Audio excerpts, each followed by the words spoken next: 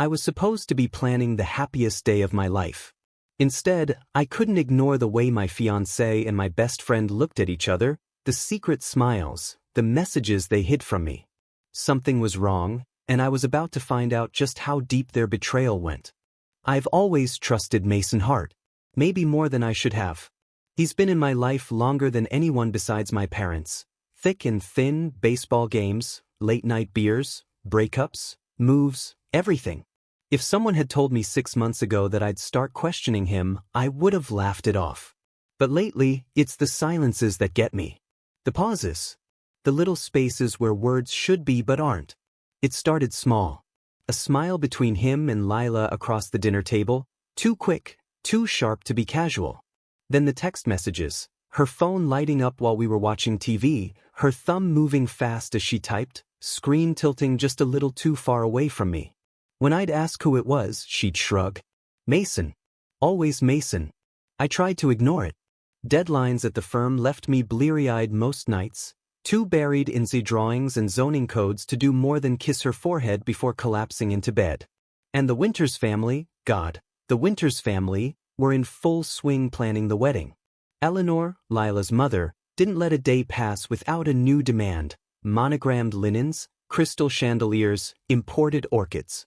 Lila let her mother run rampant, brushing off my concerns with a kiss and a promise of just one more meeting. But in the background of all that noise, the silence kept whispering. Last Thursday, I walked into our apartment to find Mason standing too close to her in the kitchen. He was laughing about something, too loud, too familiar, and when I cleared my throat, both of them jumped just slightly. It was nothing dramatic, nothing you'd point to in a court of law, but I felt the shift. Lila pressed a glass of wine into my hand as if to erase it, and Mason clapped me on the back like old times. But his eyes lingered on her when he thought I wasn't looking. That night, when she curled into me in bed, her skin warm and smooth under my hand, I felt my body respond like always, wanting her, aching for her. But she turned, just before I slid inside her, whispering that she was too tired. I lay awake, staring at the ceiling, my body pulsing with frustration. The silence between us pressed down heavier than any weight. Maybe it's paranoia. Maybe I'm so used to symmetry, to numbers adding up, that when things don't align I can't help but look for the flaw. But I know the difference between coincidence and intention. I know the way Mason's hand brushed hers too long when he handed her a glass of champagne at my parents' anniversary dinner. I know the way her breath hitched when she read one of his texts and thought I wasn't watching. I tried to convince myself I was imagining it. Until yesterday. We were at Eleanor's townhouse for yet another tasting. Lila excused herself, her phone buzzing in her hand. 5 minutes later, Mason followed. I sat there at the long mahogany table, Eleanor droning on about the wine list, my chest tightening with every tick of the grandfather clock. When they returned, Lila's cheeks were flushed, Mason's collar unbuttoned. Nothing incriminating. Nothing certain. But the silence roared louder than any confession. And that's when the gnawing truly began. I want to believe her. I want to believe him. But the truth lives in the cracks, and the cracks are spreading fast. When she kissed me goodnight, her lips soft, her body pressed against mine, I felt myself harden instantly, craving her the way I always had. She smiled faintly, almost apologetically, and slipped into the bathroom. I lay in bed again, alone, listening to the shower run. And for the first time, I imagined her with him. The water streaming down her skin, Mason's hands instead of mine. The thought sent a sharp jolt of anger through me, anger laced with something darker, more primal. I clenched my fists until my knuckles ached. They think I don't notice. They think I'm too distracted, too busy. But I see more than they realize. I see the way her eyes light up at his jokes, brighter than they do at mine. I see the way his voice lowers when he speaks to her, as if sharing some private joke. The silence is speaking, and I can't unhear it anymore. So no, one way or another, I'll know. There are moments when I wonder if marrying into the Winters family is like stepping into a play I never auditioned for. Every scene feels rehearsed, every line already written, and I'm the awkward understudy fumbling for my place. Gregory Winters, Lila's father, is a man who commands rooms without raising his voice. He doesn't need to. His tailored suits, his heavy watch, the subtle gleam in his eyes, everything about him says, I win, and you're lucky to stand beside me. Eleanor, on the other hand, is a force of nature. She's the kind of woman who could cut you down with a compliment, smiling all the while. She calls me Dear Ethan, in that syrupy tone that feels less like affection and more like possession. And then there's the money. Always the money. The Winters want a wedding that screams legacy. A cathedral-sized tent on the lawns of a historic New England estate, chandeliers dangling from beams, an orchestra flown in from New York, flowers imported from Italy. 250 guests, judges, surgeons, senators, business tycoons, half of whom I've never met and never will again. Every detail is another mountain of gold, gleaming and suffocating. My parents don't belong here. Retired school teachers from Vermont, their savings scraped together from years of simple living, they wear humility like a second skin. Last week, I watched my mother tug at her plain navy dress as Eleanor floated past in a silk gown worth more than my car. My father gave me a brave smile, but I could see the unease in his eyes. This isn't their world. It isn't mine either. When I try to reason with Lila, she folds into her mother's shadow. It's just one day, she says, brushing her fingers through my hair the way she knows weakens me.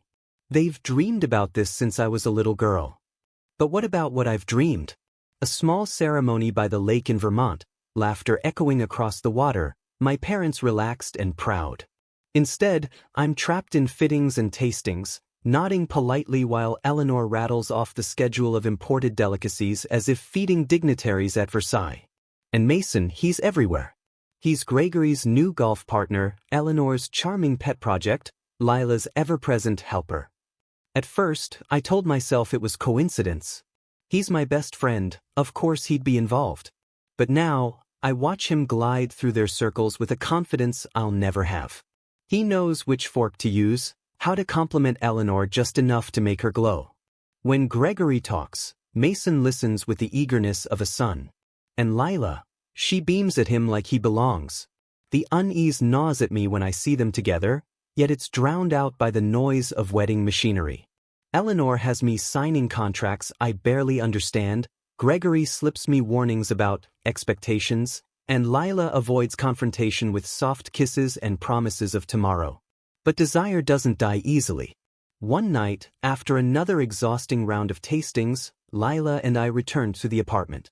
She kicked off her heels, her legs long and bare under the hem of her dress. I couldn't stop staring at her, wanting her. I pulled her into me, kissing her neck, tasting the faint sweetness of wine on her lips. She let me lay her down on the couch, her dress sliding up to reveal more of her thigh. For a moment, I felt the world narrowing back to just us, her soft gasp, the way her fingers gripped my shoulders. But then her phone buzzed. She froze, glanced at the screen, and the spell shattered. She pulled away, muttering that she was tired, disappearing into the bedroom while I sat there, aroused and burning. Later, Mason. Always Mason. I tell myself I'm imagining it.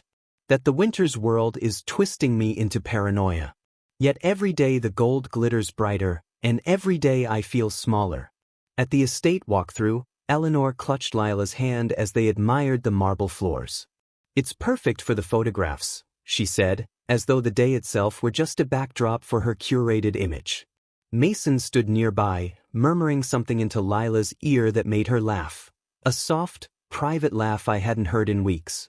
I caught her eye afterward, searching for reassurance. She smiled at me, but it didn't reach her eyes. I wanted to take her aside, strip away the gowns and schedules, press her against the wall and remind her who I am. Remind her that I'm the man she's marrying, not Mason, not anyone else. But every time I try to reach her, the Winters' money and Mason's charm pull her further away. It's like drowning in gold.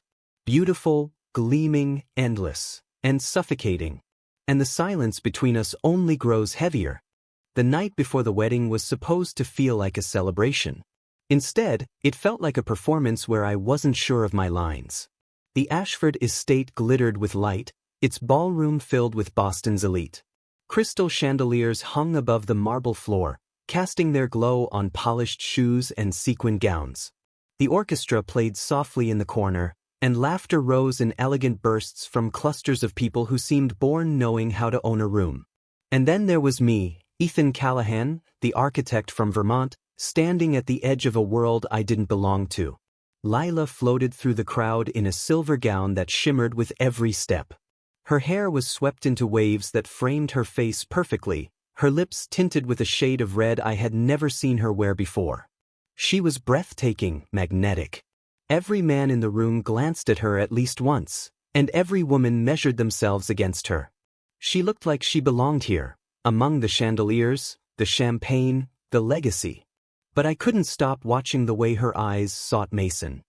He looked infuriatingly comfortable in his tailored suit, a glass of scotch in his hand, leaning casually against the bar. He had the smile of a man who knew he was welcome, who knew he was wanted. Whenever Lila's gaze flickered toward him, he was already waiting, as if tethered to her by some invisible line.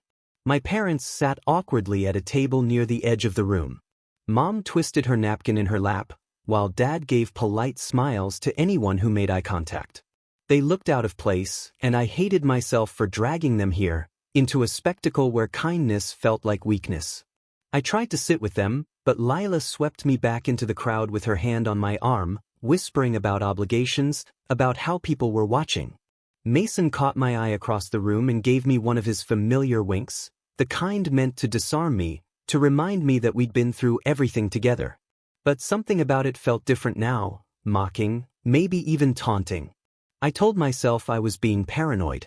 I told myself to smile, to enjoy the night, to let go of the gnawing in my chest. But the thought kept circling back, sharp and insistent. Where does she go when she drifts from me? Later in the evening, I noticed it. Lila was gone. At first, I thought she was speaking with Eleanor or checking on some detail of the ceremony. But 10 minutes passed. 15. I scanned the room, and Mason's easy grin was missing too. My stomach tightened. I asked a bridesmaid if she'd seen Lila. She gave a little shrug, her earrings catching the light. Oh, she stepped out for some air. I think Mason went to make sure she was okay. The explanation was too casual, too rehearsed. I walked through the ballroom doors and out onto the terrace. Cool night air brushed my skin, but the space was empty. I checked the gardens, nothing.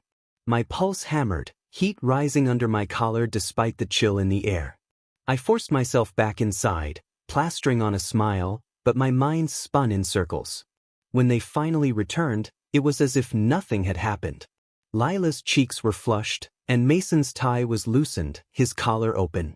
They slipped back into the crowd effortlessly, laughing at some joke Eleanor had just delivered. I wanted to confront her. I wanted to grab Mason by the collar and drag him outside.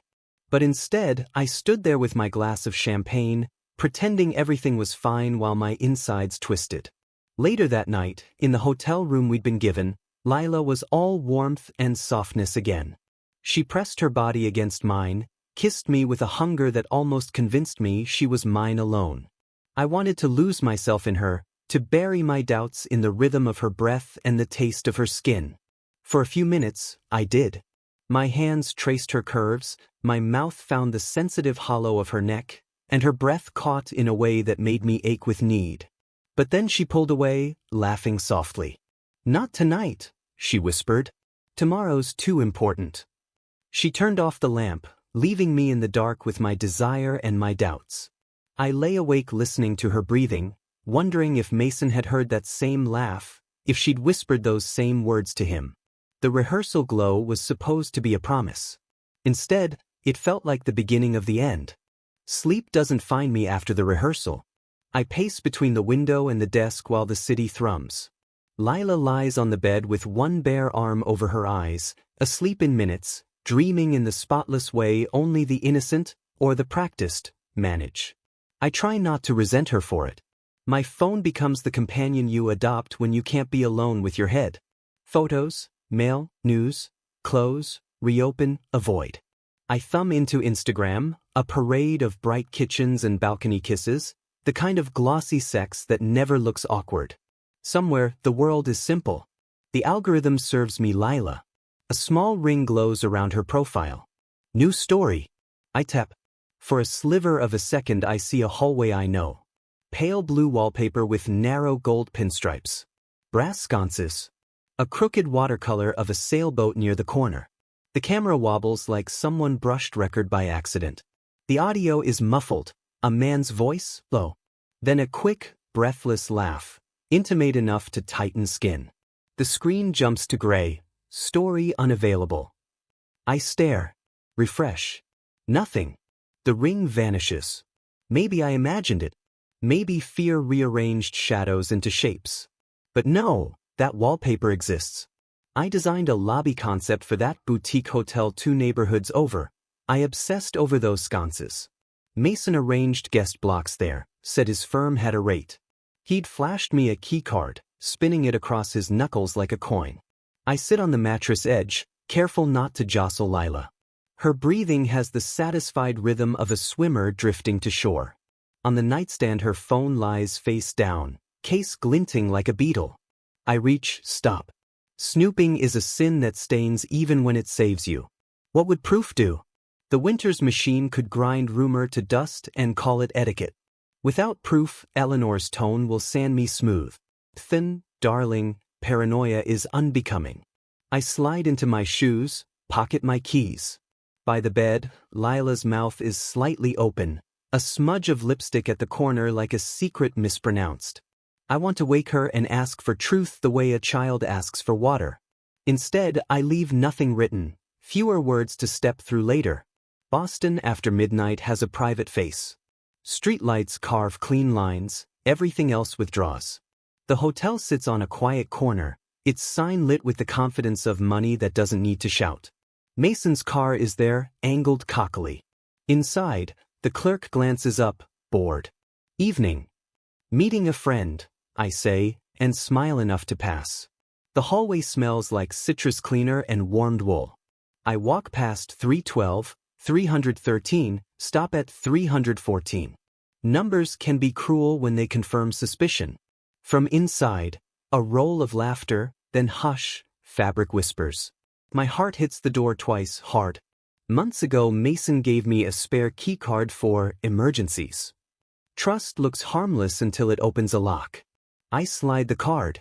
Red, then green. I don't shout. I open the door like a gentleman. Warm lamplight washes skin and sheets. Lila's hair fans the pillow like dark water. Mason's forearm braces beside her head, his mouth at her throat. Their laughter is soaked in the relief that follows hunger.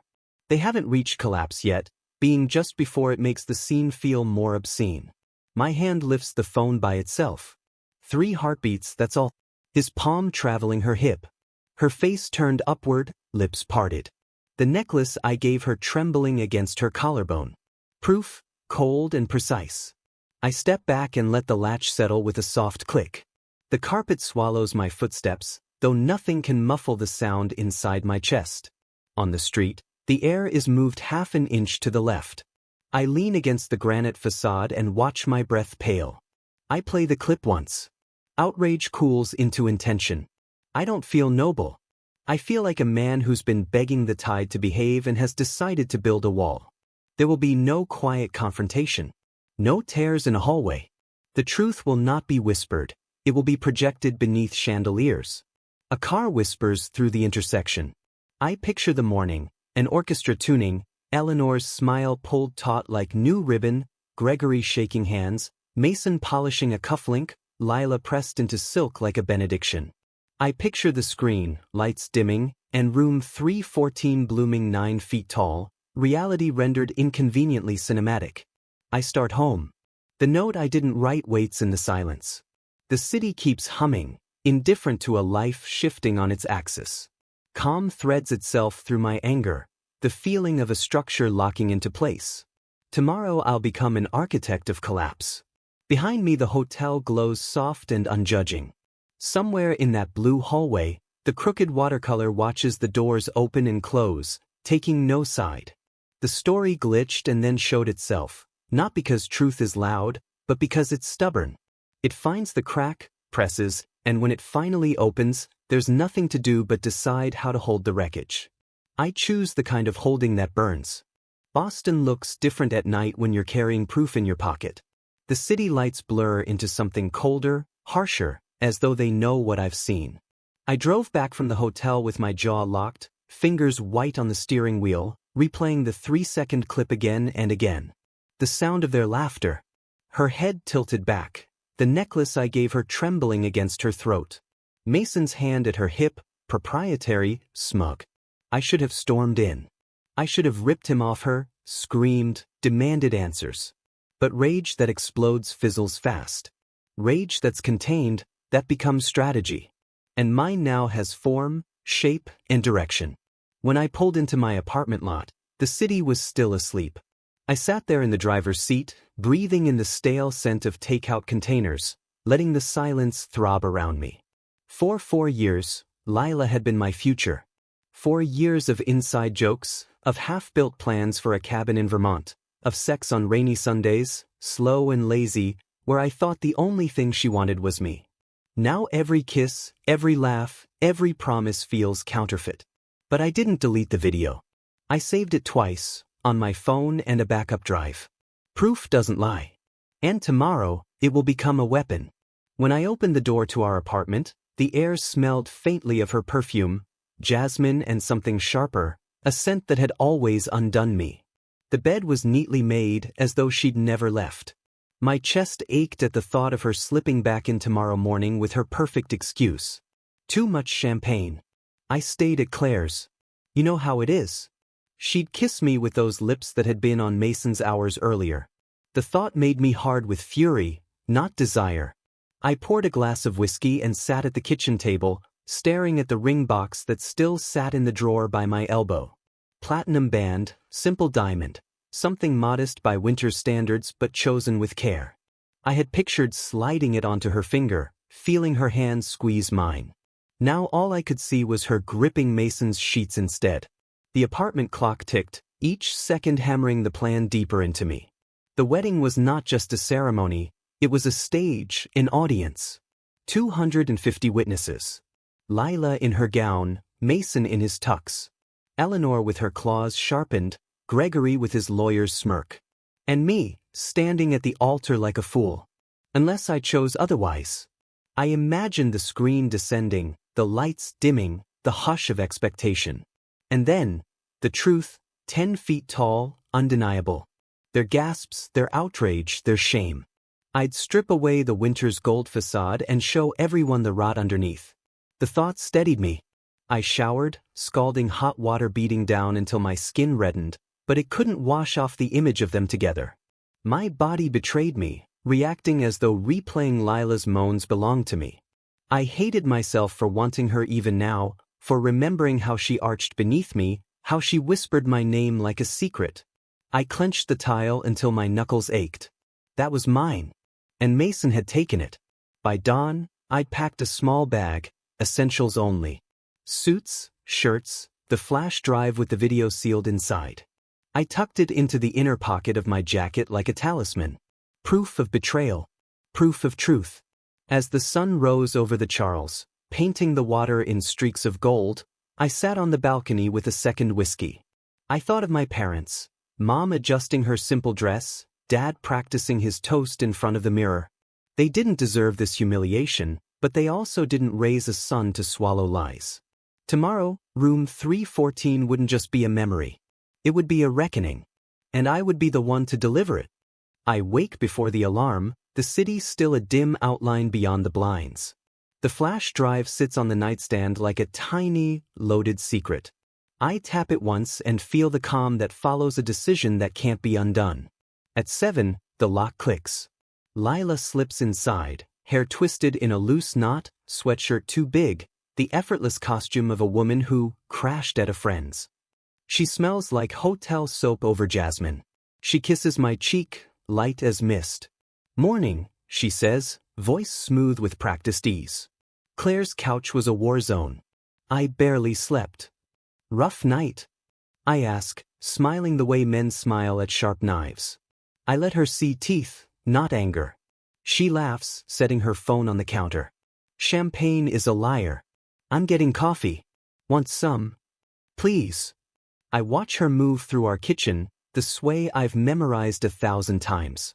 Desire still surfaces like a reflex, stubborn and humiliating. I picture the video's lamplight, the necklace trembling, and will my body back into allegiance. She leans against the island, watching the kettle. You feeling okay about today? Big day. A small, almost wicked glint passes through her eyes and is gone. Maybe I imagine it. Maybe she thinks she's flawless. I'm perfect, I say. Can't wait to see everyone. We drink without speaking, the uneasy silence now trained and on a leash. She scrolls. Mason's name flashes in a banner and vanishes. She tilts the screen away by habit. I file it under evidence of nothing that means everything. Eleanor's car arrives like a verdict. Lila blows me a kiss and disappears into its leather interior. I close the door, slide the flash drive into my jacket, and feel its squared edge find a home against my ribs. Then I head to the estate. The Ashford is already buzzing. Florists hustle by with ladders, the orchestra tunes in a spill of polished notes, and a small army of coordinators murmurs into headsets as if conducting air traffic. I find the AV booth tucked behind velvet drape and stacked cases. The technician looks wired on energy drinks, black shirt, quiet eyes. His tag says groom, he guesses. Close enough. I show him the asset list from Eleanor's emails and point at the slideshow scheduled for the reception. I need to add a short intro clip. It's important the order stays intact after it plays. He shrugs, perfectly professional. If the file length matches your plan, we can hook it before the first cue. I pass him a decoy video of city skylines and an audio sting. He tests the timing, it works. Only then do I palm the second drive. The real one. Room 314 reduced to a clean, mute indictment. This one replaces that one last minute. I say, low. No preview. Black box, trust me. He studies my face a beat too long. You okay, man? Today I am, I say, and the truth of it surprises me. We set a private trigger. At noon, my mic will fade the orchestra, lights will dip, and Nick will hit the cue on my voice alone. He shows me the kill switch, a small mercy if I lose my nerve. I thank him and walk the aisles as if testing sightlines for a client, noting the chandeliers and the grid of chairs where shock will travel. In the bridal suite, Eleanor presides over steamers and garment bags. When she sees me, her smile fixes in place. Ethan, darling. Try not to look so green. We're almost there. I'm thrilled, I say, and mean it in a way she can't parse. Lila stands near the window in a robe the color of unresolved questions. She looks absurdly beautiful, and the part of me that's purely animal growls to claim her. It's infuriating how grief and want share a bloodstream. She catches my eye and gives me the practiced fiancé smile. I answer with the practiced fiancé touch, brushing a thumb over her wrist just long enough to lay a ghost of heat. Her breath stutters, barely, and that tiny victory steadies me. Mason arrives with cufflinks and jokes, the hero of errands. He claps my shoulder with the old choreography. Ready to make honest people of us all? He says, laughing. I picture his mouth on her throat and keep my knuckles from answering. Gregory appears like a summons, listing timelines and dignitaries with the smooth menace of a closing argument. No surprises, he says, which is exactly when I know I will give him one.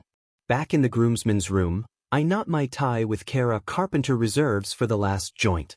Mason fiddles with his, watching me in the mirror.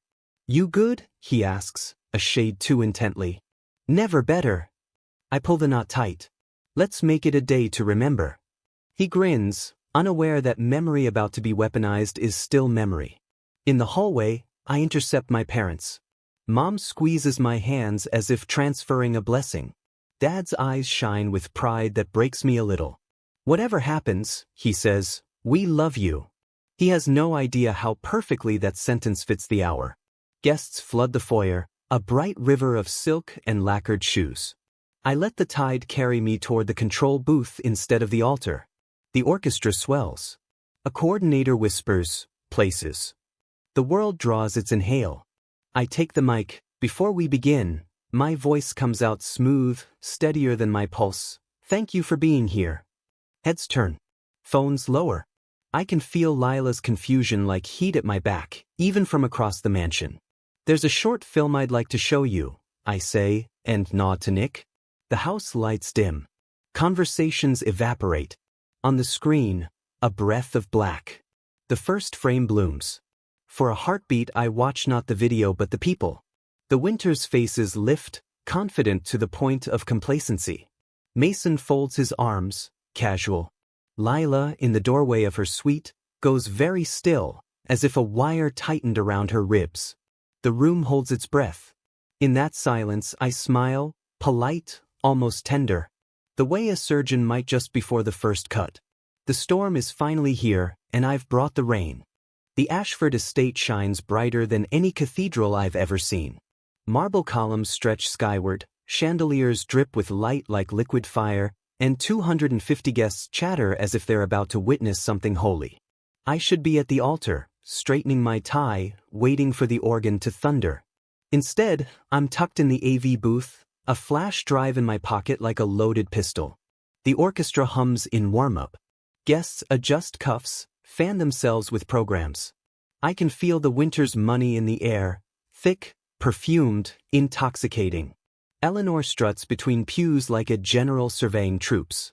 Gregory's jaw is set, his handshake practiced for senators and judges. My parents hover at the back, uncomfortable in clothes that don't belong to their world. And Lila, my bride. She's upstairs in her suite, wrapped in lace and silk, preparing to descend like a vision.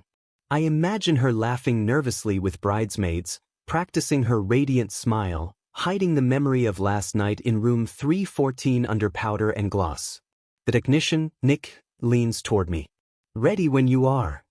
My hand closes around the mic. My pulse steadies. I step forward. Ladies and gentlemen, I say, my voice rippling through the estate, silencing clinks of glasses and whispers. Before we begin, I want to thank you for coming. A murmur of polite confusion. Guests glance at one another. This isn't in the program. There won't be a wedding today. The sentence drops like glass shattering on stone. Guess. A woman covers her mouth. Gregory rises, his face darkening. Eleanor's shriek cuts through the hall. I raise a hand. Instead, I have something to show you. Nick hits the cue. The chandeliers dim. The screen flickers alive above the stage.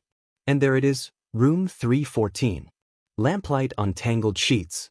Lila's head thrown back. Mason's arm braced beside her, their laughter intimate, damning. 3 seconds, but enough. Silence slams down, broken only by someone's muffled gasp. Phones rise like a forest. A wave of whispers surges, then erupts into chaos. Eleanor screams, "Turn it off! Turn it off!" rushing the aisle. Gregory bellows at staff. But the screen has already branded itself into every witness. The doors open upstairs, and Lila appears, a vision in white, her face pale as death. She sees the screen, her bouquet slips from her hands, scattering roses across the marble. Mason shoves through the crowd toward me, his face twisted. What the hell, Ethan? I meet him halfway and drive my fist across his jaw. The sound cracks louder than the orchestra ever could. Gasps turn to roars. Phones flash, recording, preserving. Mason staggers, clutching his face, eyes wide with a mix of shock and fury. Lila stumbles toward me, her veil trembling. Please, Ethan. But I step back, mic still in my hand, voice echoing. This is who they are. This is the truth you all deserve. No one moves to stop me. No one dares. The orchestra sits frozen, bows in the air. The crowd hums with outrage, with disbelief, with the kind of fever that will spread through Boston before sunset. The ceremony is over. The lie is over. And I, Ethan Callahan, the abandoned groom, have just burned the house down. For one breathless instant after my fist met Mason's jaw, the ballroom froze like a photograph.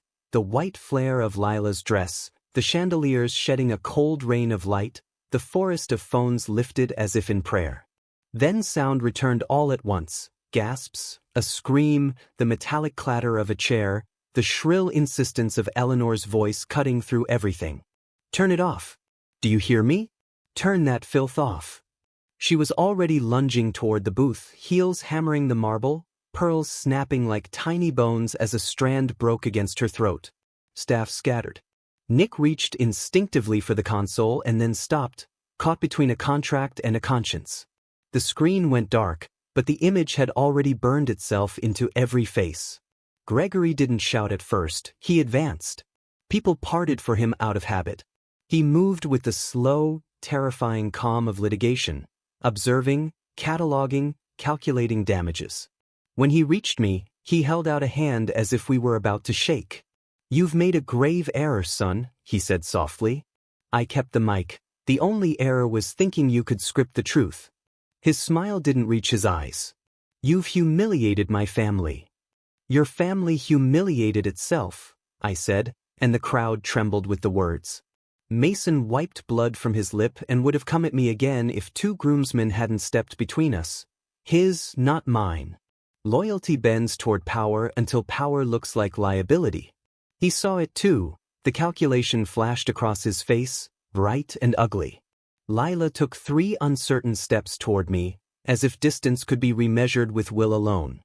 Her veil quivered, the tool shivering like a living thing. "Ethan," she said, voice breaking in the middle, "please. We can talk." "Where?" I asked. "Room 314? Her mouth opened, then closed. The bouquet lay at her feet, white roses bleeding petals into a fan of surrender. She bent as if to gather them, then let her hands fall. I could see the moment the performance apparatus inside her failed. The posture slumped, the smile died, the eyes stopped searching for cameras and looked only at me. For the first time in months, I believed her tears. Belief didn't soften me. Around us the crowd organized itself into tribes. Some were hungry for spectacle, phones held high, lips parted, eyes glinting with the thrill of proximity to scandal. Others shrank from it, faces pinched with secondhand shame.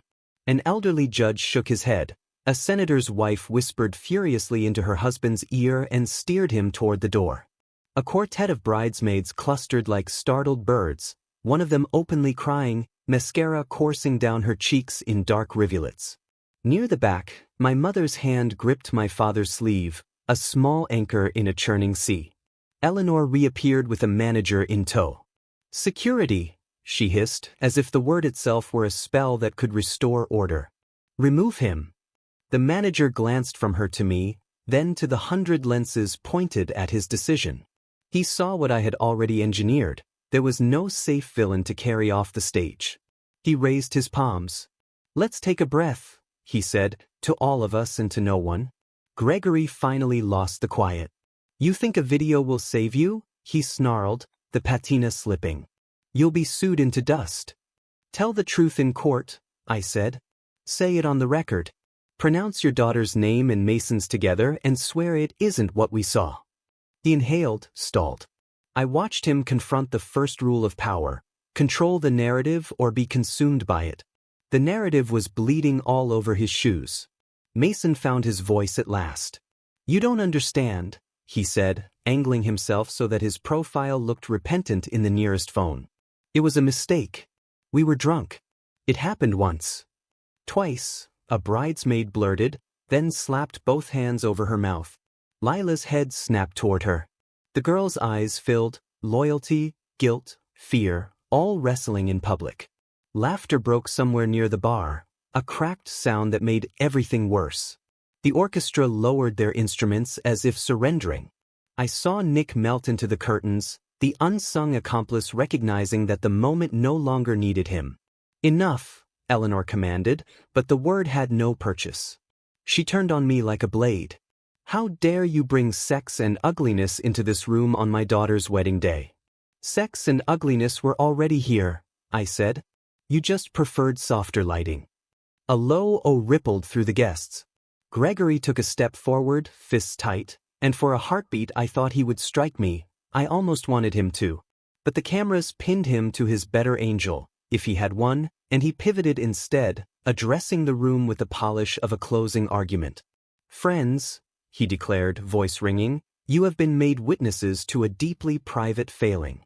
It is unbecoming to gawk at pain.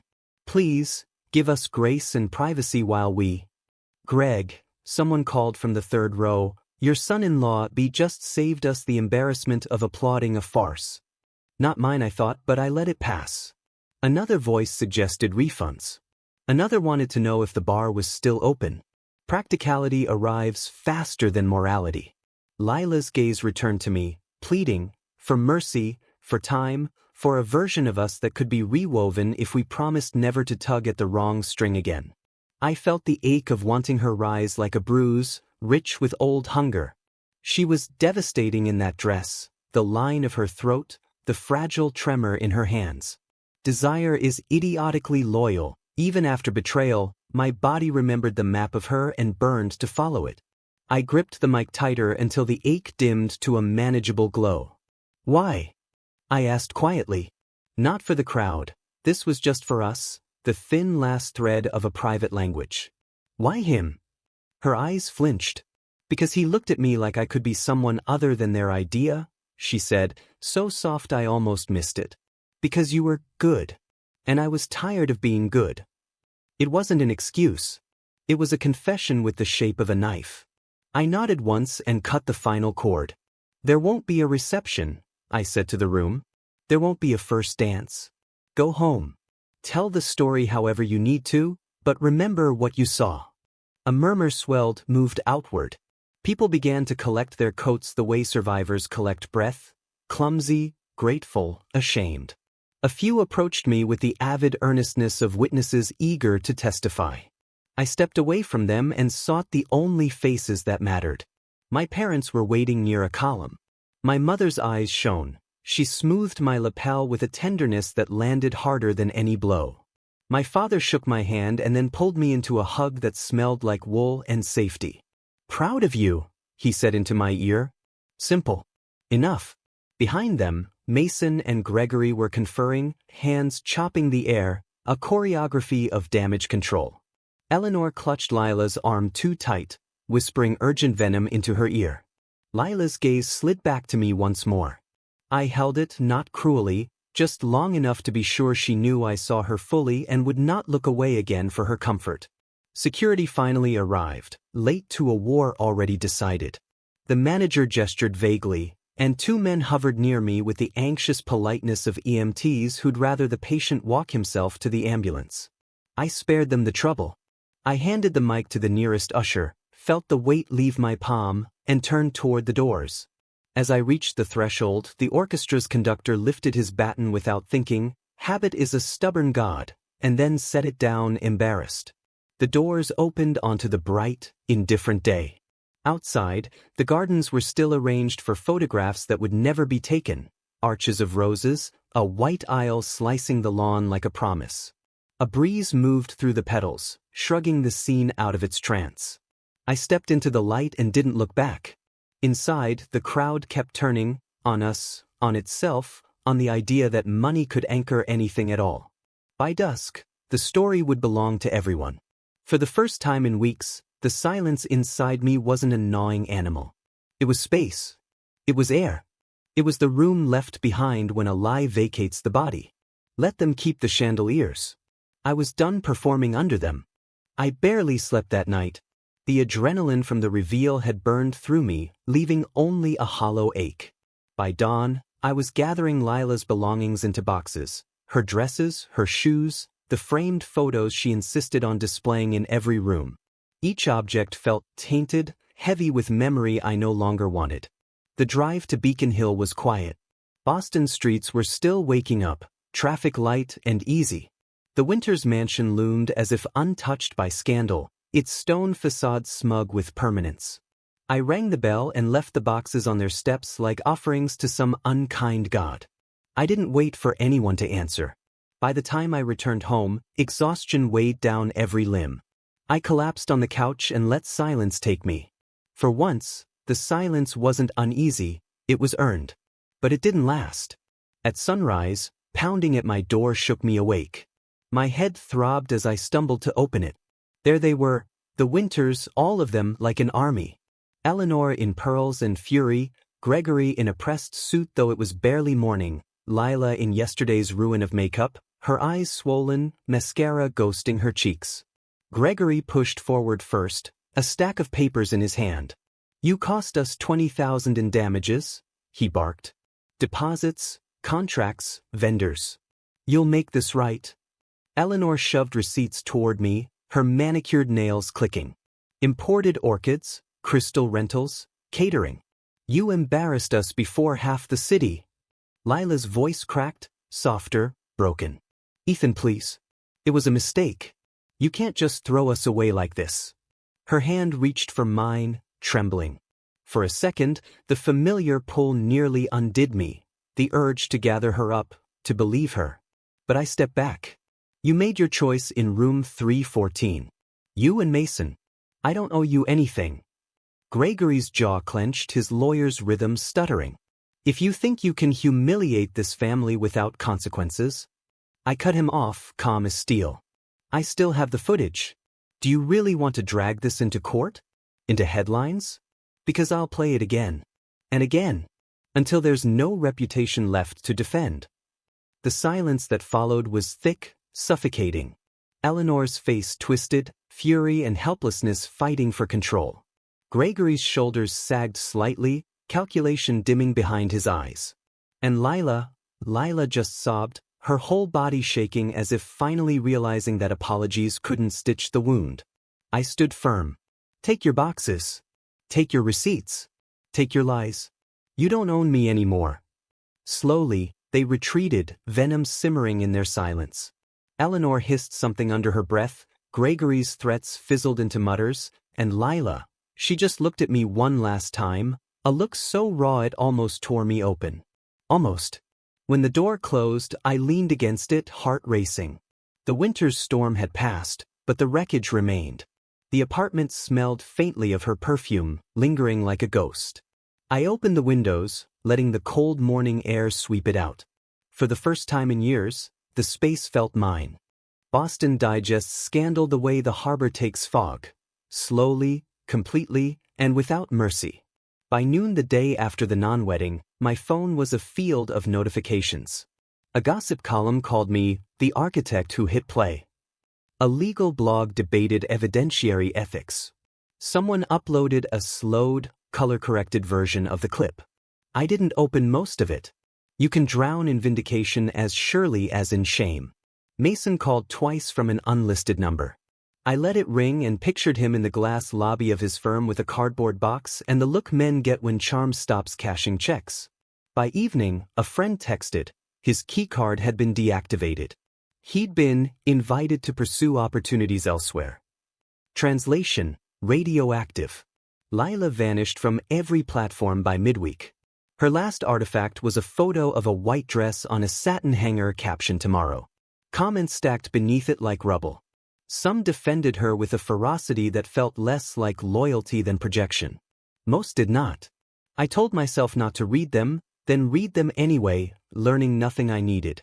The Winters' reputation didn't crack in one clean fracture. It spidered. A charity board reconsidered an event. A judge recused himself from a friendly golf game. Invitations, once reflexive, grew selective. Eleanor tried to cauterize perception with a brunch for 50 and a florist's apology tour, but the city's memory had been engraved. Gregory walked into rooms a second slower, the pace of a man who no longer expects automatic deference. My parents came down from Vermont and sat on my couch, hands wrapped around mugs. Mom smoothed a pillow that still held a ghost of Lila's perfume and said, simply, "I'm sorry." Dad put a hand on my shoulder and squeezed, the pressure saying, "You did right, it still hurts." We walked along the river at dusk. Geese strafed the water like low airplanes. I felt 12, then 30, then ageless, grief-swapping masks. I kept working. Buildings don't care who you kiss or betray, they ask only that you calculate loads and honor materials. My boss told me to take time if I needed. I told him I needed steel and deadlines. I redesigned a lobby for a biotech startup until the lines steadied my breathing. At night I sketched a footbridge that will never be built, arch after arch, something that holds because it distributes pain elegantly. The apartment grew too loud with memory. Every room had a ghost. Lila at the stove tasting sauce with the back of a spoon. Lila on the rug, her laugh slipping into a whisper that meant sex, that meant we had all the time in the world. The bed was a crime scene of absence. So I found a smaller place off the esplanade, a top-floor walk-up with a view of the Charles and a railing that complains when the wind leans on it. Sunlight pools on the floorboards in a way that makes mornings feel like honesty. Packing was archaeology.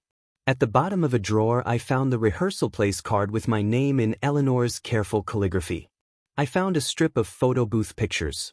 Lila on my lap, my mouth at her ear, both of us looking like people who believed in the future as a straight line. I threw away the card. I kept the photos, not as a wound but as a record of a world that existed. On my last night in the old apartment, I sat on the floor among boxes and let the quiet settle. The body misremembers. It confuses ache for invitation. It hears the rustle of the past and thinks it's the door. I don't trust it yet, but I trust the decision I made. I chose a hard truth over a comfortable lie. That doesn't make me a hero. It makes me a man who refused to be managed. Word traveled that Mason left town, to clear his head, a phrase men use when they've detonated a room and want applause for sweeping. Lila stayed. Once, I saw her across Charles Street in a dark coat, hair tucked away, a person learning how to be unlooked at. Our eyes met for a moment that did not dramatize itself. She didn't come over. I didn't wave. It felt like standing on opposite banks of a river and agreeing not to build. Weeks folded into a new shape. I ran in the mornings until my lungs organized their protest into rhythm. I cooked more than eggs. I bought a plant and watched it decide, slowly, not to die. My phone buzzed less. The city's appetite found another meal. The wound did what wounds do when you stop picking at it. It didn't disappear. It turned into a scar you forget until weather changes. One night, the sky went thin blue and then deepened to something almost forgiving. I stepped onto the balcony with a beer and looked at the water heaving its patient muscle. Across the river, a lit window framed a stranger moving through a life I didn't know.